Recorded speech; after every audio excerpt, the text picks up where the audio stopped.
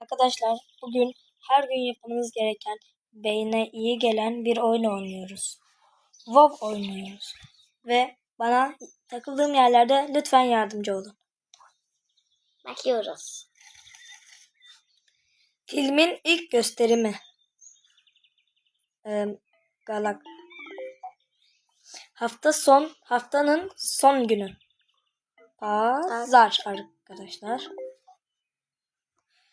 Mumu üflenir, kendisi kesilir. Pasta tabii ki de. Şöyle yapalım. Yanlış yazdım. Kahvaltı zamanı. Ne demek acaba? Sabah. Ay. Yanlış yaptık. Kutlama için pişirilir. Ne pişirebilir? Ben bilmiyorum arkadaşlar. Hadi bana yardım edin. Yorumlara bekliyorum.